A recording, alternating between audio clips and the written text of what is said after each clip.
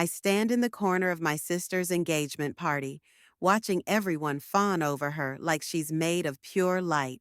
The champagne in my glass has gone warm, but I keep holding it anyway.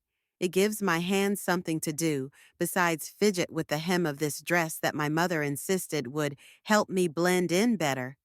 The irony isn't lost on me. I'm Isabel, the sister who's spent her entire life trying and failing to blend in. Oh, Vada, you two are just perfect together. Another well-wisher gushes, pressing perfectly manicured hands to my sister's shoulders. Vada tosses her head back, laughing that musical laugh that's always made our mother beam with pride. Her new emerald ring catches the light, sending little green sparkles dancing across the ceiling. I take a sip of flat champagne and try not to think about last Christmas, when Mom commented that at least one of her daughters understood the importance of presentation. Veda had just landed a promotion at her PR firm. I just finished my PhD in environmental science. Guess which one got celebrated at dinner? Isabel. My mother's voice cuts through my thoughts, sharp as a paper cut. Don't slouch, dear, and do try to circulate a bit. Standing alone in corners isn't exactly festive. I straighten my spine automatically, years of conditioning kicking in. I was just taking a moment to, and that dress. She sighs, reaching to adjust my neckline. I step back, but she follows. I know we discussed wearing the blue one. This black makes you look like you're attending a funeral instead of your sister's engagement. The blue one didn't fit, I mutter, though we both know that's not true. The blue one was sleeveless, and I couldn't bear another evening of hearing about how I should do something about my arms. Mom's lips thin into that familiar line of disappointment. Well, do try to smile at least. Keon's family is here, and we want to make a good impression. Ah yes, Keon, my sister's perfect fiancé with his perfect teeth and perfect job, and perfectly rehearsed way of calling our parents Mom and Dad after knowing them for just 6 months. He's across the room now, one arm draped possessively around Vada's waist as he charms some elderly relatives. I watch as he leans down to whisper something in Vada's ear. She giggles, but there's something tight around her eyes, something I've noticed more and more lately, though nobody else seems to see it. Present time, someone announces, and the crowd shifts like a glittering wave toward the gift table. I hang back, knowing my small package will look pitiful next to the expensive offerings from Vada's society friends. The gifts pile up: crystal vases, weekend getaways, artisanal cooking classes, each one met with perfect squeals of delight from Vada. Then she reaches mine, a handmade photo album filled with childhood pictures I spent weeks collecting and arranging. Oh, she says, and for a second I see genuine emotion flicker across her face. Izzy, this is... But Kian's already reaching for the next gift, some massive box wrapped in designer paper. Here, darling, you'll love this one. My album gets set aside, forgotten. I shouldn't be surprised. I'm not surprised, but something in my chest twists anyway. I slip away to the garden for air, leaving through the French doors nobody's watching. The night air is cool against my flushed skin, and I breathe it in deeply, trying to ground myself. That's when I hear the voices. Can't believe she's really going through with it. A man's voice, low and urgent. After what happened with Sarah. Shut up, another voice hisses. Not here. Anyone could. I'm just saying, if Vada knew about, she doesn't. And she won't. Not if you know what's good for you. I freeze, pressed against the cool brick wall. The voices move away, but their words echo in my head. Sarah. The name triggers something. A memory of Kian mentioning an ex-girlfriend, dismissing her as unstable when Vada asked questions. My phone buzzes in my clutch. It's a notification from my banking app. The gift card I'd given Vada has been activated. I open it, and there's a message attached that makes my blood run cold. Thanks for the $50, sis. Maybe put it toward a gym membership? Just trying to help. V. I stare at the screen until it goes dark, my reflection ghostly in the black glass. In the distance, I hear Vada's laugh again, bright and brittle as breaking crystal. And something inside me, something that's been bending for years, finally snaps. I delete the message, but I save the names I overheard. Sarah. I'll start there, because for the first time in my life, I don't want to blend in anymore. I want answers. The rain starts halfway through my walk home, because of course it does. I didn't bring an umbrella, didn't want to carry one more thing that would make me look unprepared in my mother's eyes. Now, my carefully straightened hair is curling back into its natural state, and my makeup is probably running in dark streams down my face. Perfect metaphor for my entire evening, really. I dig my phone out, pulling up the search results I'd started scrolling through during my escape from the party. Sarah. It's a common name, but how many Sarahs could Kian have dated? I narrow my search. Sarah plus Kian, plus our city name. A LinkedIn profile pops up. Sarah, marketing director. Her employment history shows she worked at the same firm as Kian 3 years ago. My thumb hovers over the message button when my phone starts vibrating. Kendall's calling. Tell me you left that circus, she says when I answer. I've been stress eating cookies thinking about you there.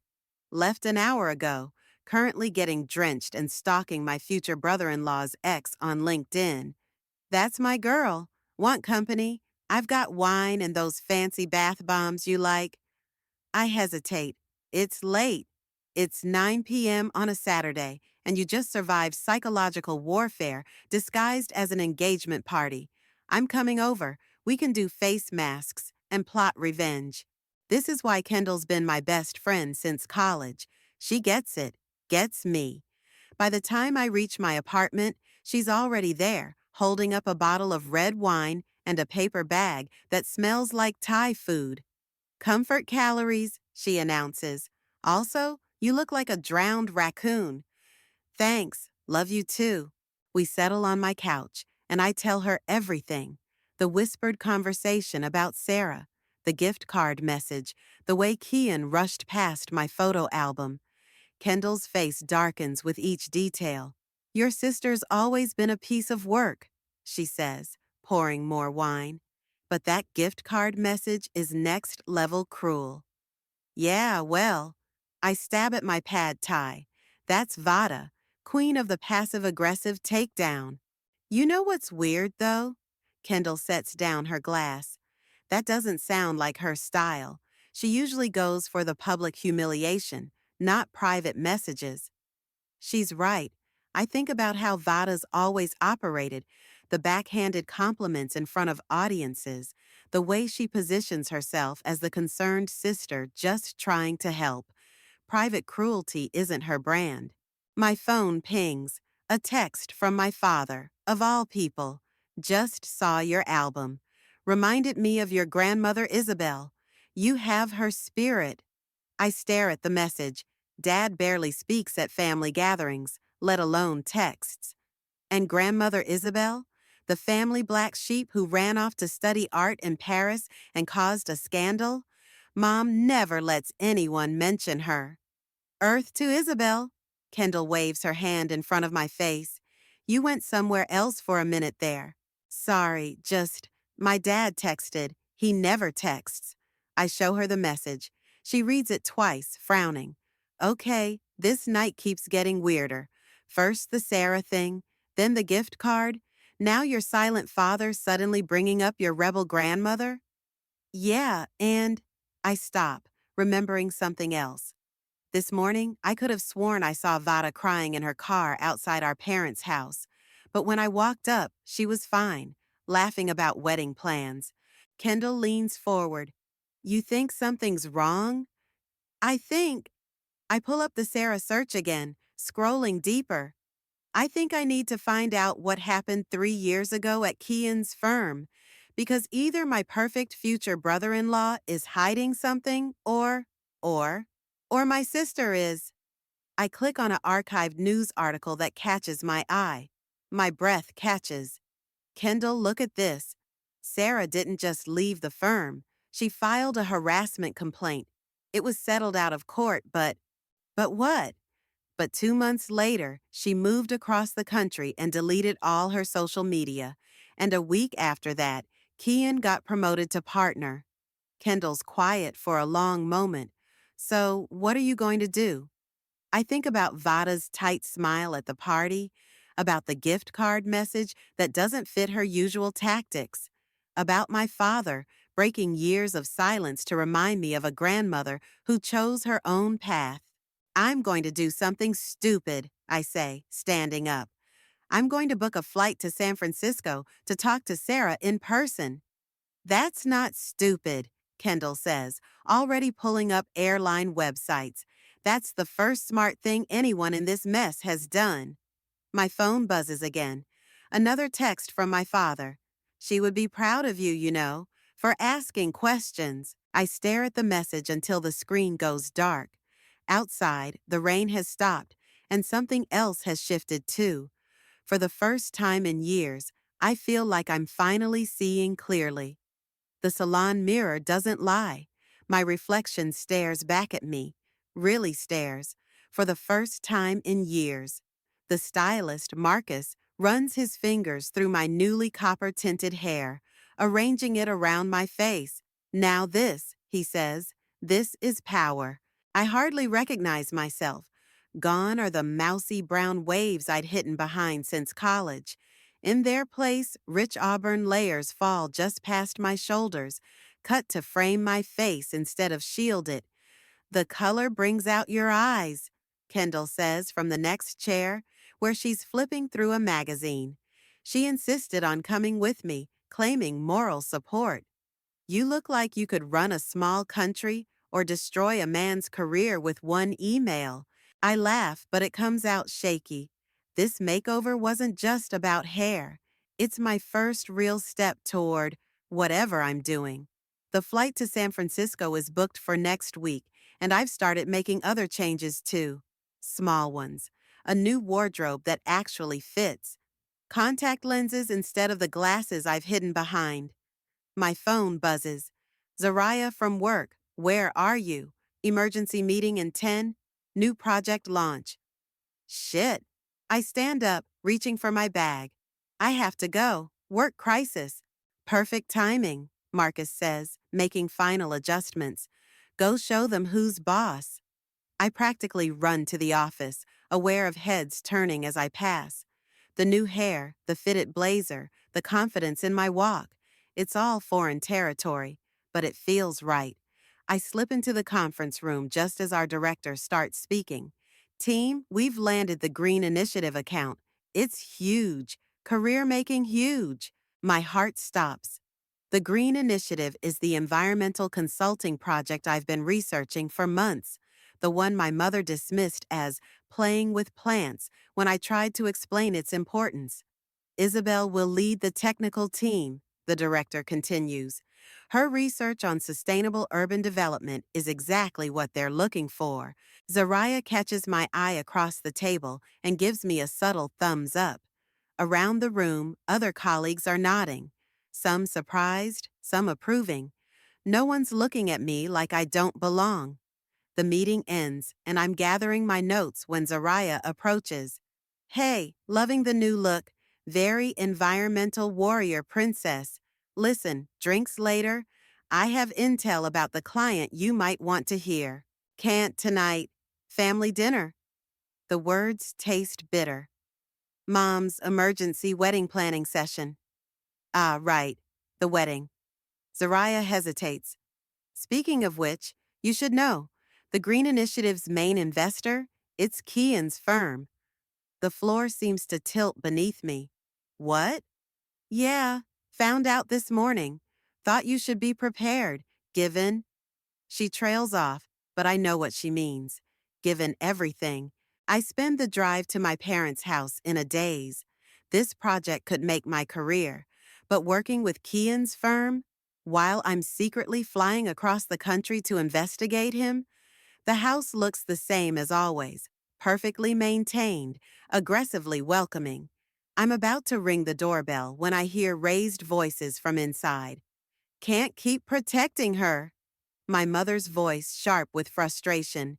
She's our daughter. My father, unusually forceful.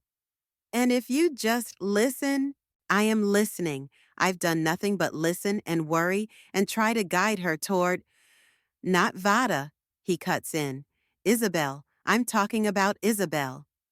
Silence falls. I stand frozen, hand still raised to ring the bell. Oh, my mother's voice is smaller now. You think, you think I don't protect Isabel? I think you're so busy trying to make her into someone else. You don't see who she already is. I ring the bell before I can hear more. There's shuffling inside. Then my mother opens the door. She blinks at my appearance. Isabel, your hair? It's very professional, my father says, appearing behind her. It suits you. Mom's lips press together, but she doesn't disagree. Instead, she says something that catches me completely off guard. The color, it's almost exactly like your grandmother's was. Before I can process this, Vada breezes in through the still open door. Sorry I'm late. Traffic was. She stops, staring at me. For a split second, something like relief flashes across her face. Then it's gone, replaced by her usual bright smile. Wow, sis, look who finally decided to make an effort. But her voice lacks its usual edge. And as we move to the dining room, I catch her watching me in the hallway mirror, that same strange relief in her eyes. My phone buzzes one last time. An email confirmation. Your flight to San Francisco has been upgraded to business class. Compliments of Kendall. I smile, thinking of Marcus's words. Power. Maybe that's what I'm finally starting to feel. Not over others, but over my own story. The work gala is in full swing when I arrive, fashionably late in a dress that costs more than my monthly rent. Kendall helped me pick it out. Emerald green silk that makes my new hair look like living flame. If you're going to infiltrate the enemy's territory, she'd said, do it looking like a queen. The enemy's territory being Kian's firm, which is co-hosting tonight's Green Initiative launch party. I scanned the crowd, noting familiar faces from both companies mingling over champagne and pretentious hors d'oeuvres. There's my star researcher. Zariah appears at my elbow, stunning in gold. Half the room's been asking about you. Apparently, someone's been singing your praises to the board. Really? I accept the glass she offers me. Who? Kian, if you can believe it. Called you exactly what both companies need right now. She studies my face. Interesting timing, don't you think? Before I can respond, a familiar laugh cuts through the crowd. Vada, radiant in white, holding court near the bar. Kian stands beside her, one hand possessively at her waist, the other gesturing as he talks to a group of older men. Showtime, Zariah murmurs. Ready to dazzle them with science? I straighten my spine. Born ready. The next hour passes in a blur of introductions and shop talk. I find myself actually enjoying it. These people care about my research, ask intelligent questions, lean in when I explain complex concepts. No one mentions my sister or makes subtle digs about my appearance. I'm deep in conversation about urban sustainability when I hear it. Two men talking behind a pillar, voices slightly slurred from expensive scotch. Same pattern as last time. The golden boy and his pretty distractions. Sarah was different, though. This one's family has connections. Poor girl. Doesn't know what she's in for. My champagne glass nearly slips from my fingers. I force myself to stay still, to keep nodding at whatever my conversation partner is saying, while straining to hear more. At least Sarah got a decent settlement, though that NDA must be ironclad. Haven't heard a peep. Kian knows how to clean up his messes. Remember that project in Dubai?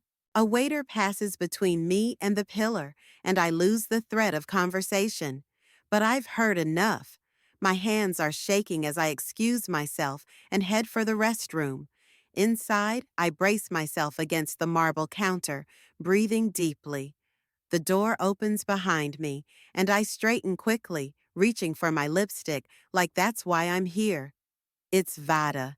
She looks at me for a long moment in the mirror, then checks under the stalls to ensure we're alone. You look beautiful tonight, she says quietly. Really beautiful. Something in her voice makes me turn. Vada, are you okay? She laughs, but it sounds wrong. Why wouldn't I be? I'm living the dream, right? Perfect fiancé, perfect wedding, perfect. Her voice cracks. Perfect lie. What do you mean? But she's already recovering, mask sliding back into place. Nothing, just wedding stress. By the way, Kian's really impressed with your work. Says you're exactly what the project needs. The same words Zariah reported. Rehearsed, calculated. A chill runs down my spine. Vada, if something's wrong, if you need help, don't. Her voice is sharp now. Just don't dig, Isabel. Please. Some things are better left buried. She turns to leave, then stops. That gift card message? I didn't send it. I would never. She swallows hard. I know I've been awful to you sometimes, but I wouldn't do that. Before I can respond, she's gone. I stand there, mind racing. If Vada didn't send that message, then who did? And why? My phone buzzes. A text from Moses, our cousin. Need to talk. Found something about Sarah. Call me. The bathroom door opens again. This time it's Zariah looking worried. Isabel, Kian's asking for you. Says he wants to discuss your role in the project, privately. My stomach turns to ice. The pieces are starting to form a pattern I don't like. Sarah, the NDA, Dubai, Vada's warning. And now Kian, suddenly taking an interest in my career. Tell him I'll be right there, I say, pulling up my flight confirmation to San Francisco. 3 days feels too long to wait. I need answers now. I text Moses back. Can you meet tonight? Emergency. His response is immediate. Corner booth at Murphy's. 1 hour. Bring your laptop. I check my reflection one last time. The woman in the mirror looks confident, powerful, but her eyes are scared. Because now I know this isn't just about protecting myself anymore. It's about protecting my sister. Even if she doesn't want my help, even if it means burning everything to the ground. The key Vada gave me years ago still works in her apartment door. I slip inside, heart pounding from her desperate phone call. Please come. Don't tell anyone. I just can't anymore. The place is dark except for a single lamp, casting shadows across scattered wedding magazines and half-empty wine glasses. A designer shoe lies on its side near the couch, its mate nowhere in sight. This isn't like my perfectionist sister at all. Vada? A sound comes from the bedroom, something between a laugh and a sob. I find her sitting on the floor, back against her bed, still wearing her white dress from the gala. Her makeup is smeared, and she's clutching her phone like a lifeline. I thought I could handle it, she whispers. I thought I was stronger than Sarah. My blood runs cold. What do you mean? She holds up her phone. On the screen is a series of text messages from an unknown number. Threats, wrapped in sophisticated language, professional destruction, family shame, financial ruin, all tied to a project I don't understand and a deadline that's coming due. He needs my signature, Vada says, voice hollow. For the Dubai deal, Dad's firm is involved and he needs me to sign off on some numbers that don't add up. The Dubai project those men mentioned at the gala? She nods. Sarah found discrepancies last time. That's why. She stops, swallowing hard. That's why she had to go. Vada, we need to go to the police. No, She grabs my arm, suddenly fierce. You don't understand. Dad's firm would collapse. Mom's reputation in the community, all her charity work, everything would be destroyed. Kian made sure we're all tied to this. All of us except me, I finish quietly. She lets out a shaky breath. I tried to keep you out of it. When he started talking about bringing you into the Green Initiative project, I. That's why I've been so awful. I thought if I pushed you away. The gift card message, that was him? He has access to all my accounts now, says it's for financial planning. She laughs bitterly. God, I've been so stupid. I sit beside her on the floor, our shoulders touching like when we were kids sharing secrets. Why didn't you tell me sooner? Because you're the smart one, she whispers. The strong one. Mom always said I was the pretty one, the social one. But you were the one who could actually change things. I was ashamed. Mom said what? But even as I ask, memories shift into new patterns. All those times Mom pushed me toward practical choices, away from spotlight positions. Was she trying to protect me or control me? My phone buzzes. Moses found Sarah. She's willing to talk, but only in person. Says she has proof. Vada sees the message and stiffens. He'll know. He monitors everything. Not everything. I stand up, offering her my hand. Pack a bag. You're coming with me. What? Where? San Francisco. Tomorrow morning. I have 2 tickets, and Sarah's waiting. I can't just leave. The wedding, the firm. Is any of that worth your freedom? Your safety? She stares at our joined hands, hers with that massive engagement ring, mine bare but steady. For a moment, I see us as we really are, not the pretty sister and the plain one, not the social butterfly and the wallflower, but 2 women standing at the edge of something huge. The Dubai contracts, she says slowly. They're on his laptop. If we could get proof before we go. Vada, no, it's too dangerous. He has a dinner meeting tomorrow night. I know his password. If we had evidence of the fraud, she grabs my hands. Isabel, this isn't just about me anymore. There are other Sarahs out there, other families he's targeting. I want to argue, but I see something in her face I recognize. That same steel I've been finding in myself lately. Okay, I say. But we do this smart. We do this together. She nods, then suddenly pulls me into a fierce hug. I'm sorry, she whispers, for everything, for not seeing you all these years.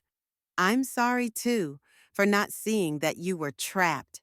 My phone buzzes again. Keon, need to discuss your role in Dubai expansion. Breakfast meeting tomorrow? I show Vada the message. Her face hardens. He's making his move. Once you're involved, he'll have the whole family. Then he's in for a surprise. I text back, looking forward to it. What are you doing? Vada asks, giving him exactly what he wants. I meet her eyes in the dim light. A chance to underestimate me one last time. The breakfast meeting with Kian feels like a high-wire act. Every smile, every careful sip of coffee could give us away. He sits across from me at the upscale cafe, radiating charm like it's his superpower. I've been watching your career with interest, he says, sliding a folder across the table. Your understanding of environmental impact assessment, it's exactly what we need for Dubai. I open the folder, scanning documents that look legitimate on the surface, but now I know what to look for. The careful omissions, the slightly too perfect numbers, the same pattern Sarah must have spotted 3 years ago. It's an amazing opportunity, I say, channeling the eager-to-please Isabel he expects. Though I have some questions about the methodology. Of course you do. His smile doesn't quite reach his eyes. You're thorough, like Sarah was. My coffee cup freezes halfway to my mouth. He said her name deliberately, watching for my reaction.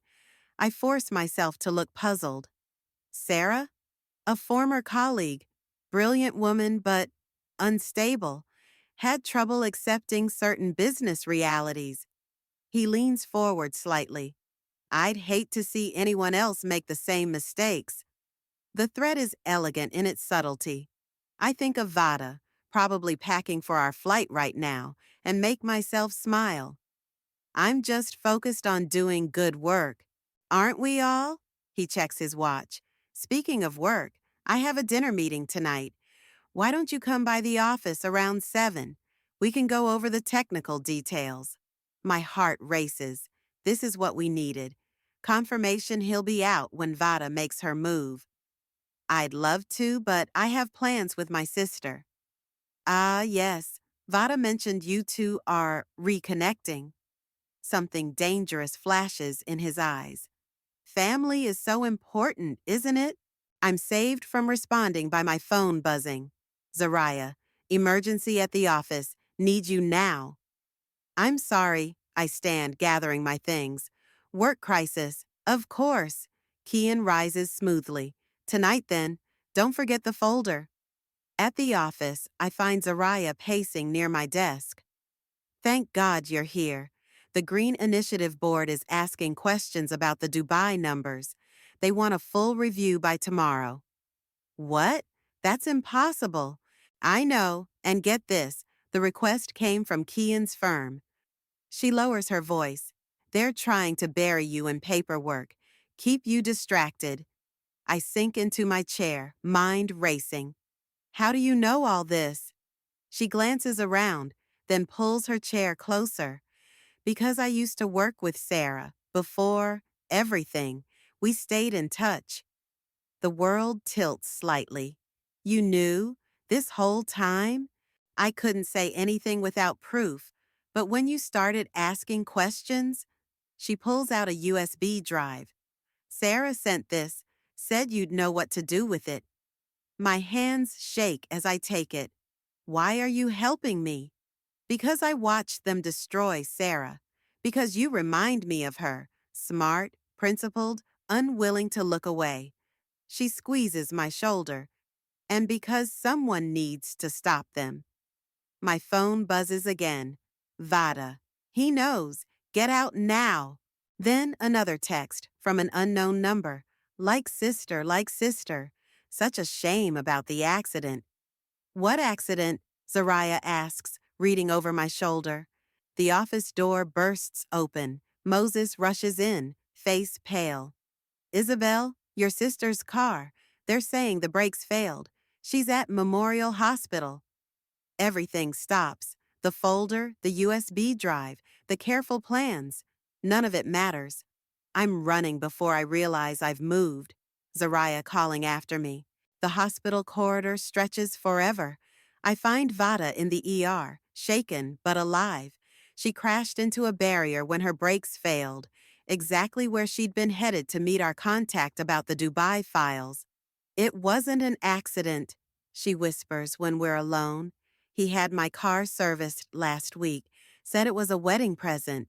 Did you get the files? She pulls a small drive from her purse, hands trembling. Had to climb back into the wreck to get it. But Isabel? Her voice breaks. Mom and Dad are on their way. He'll tell them everything. Spin it his way. We'll lose them. No. Something crystallizes inside me, hard and sharp and unbreakable. We're not losing anything. He is. I text Zariah. Need a favor. Big one. Her reply is instant. Name it. I look at my sister, battered but unbowed, and make my choice. Call Mom and Dad.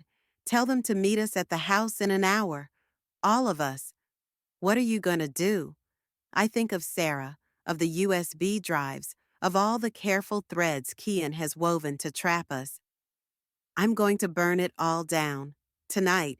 No more hiding. No more threats. He'll fight back. Good. I squeeze her hand. Because this time, we're ready for war. Our parents' living room feels like a courtroom.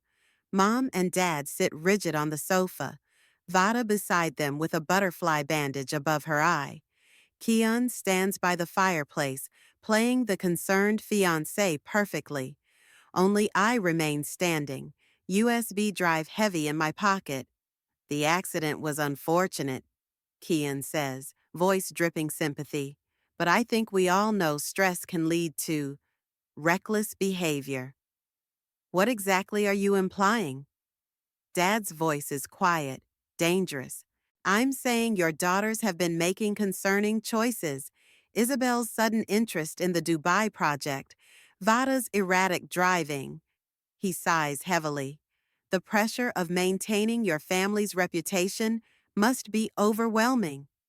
Our reputation? Mom's fingers clench in her lap. What does that have to do with? The doorbell rings. Right on time. I invited some people to join us, I say, as Zariah walks in with Sarah, the real Sarah, not just a name in whispers anymore. She's shorter than I imagined, but her eyes are steel. Kian's mask slips for just a second. What is this? The truth. I plug the USB drive into the TV, pulling up documents about Dubai, about the threats, about Sarah. Isabel? Mom starts, but I cut her off. No, Mom, for once, you're going to listen. My voice shakes, but my hands are steady as I pull up the first file. 3 years ago, Sarah found irregularities in the Dubai project. Environmental reports altered, safety regulations ignored. When she threatened to report it, Kian orchestrated her removal, just like he tried to do to me. These are serious accusations, Dad says, lawyer mode engaging. They're not accusations. Sarah steps forward. They're facts. I kept records of everything, the altered reports, the threats, the orchestrated harassment.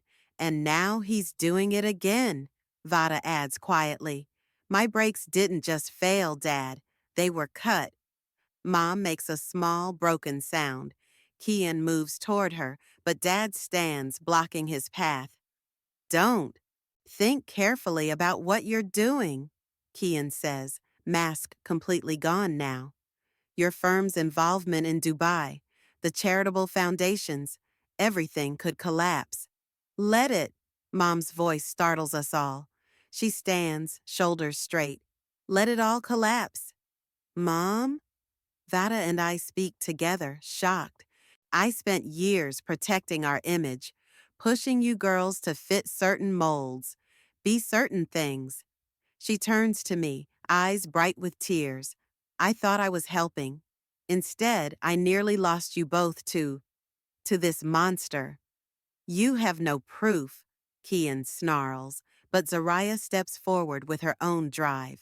Actually, we do. I've been gathering evidence since Sarah left. Dates, recordings, witness statements, everything the SEC would need to launch a full investigation. Which they're doing right now, Sarah adds. The files were sent an hour ago. Kian lunges for the door, but Moses steps through it first, 2 police officers behind him. Going somewhere? Everything happens fast after that.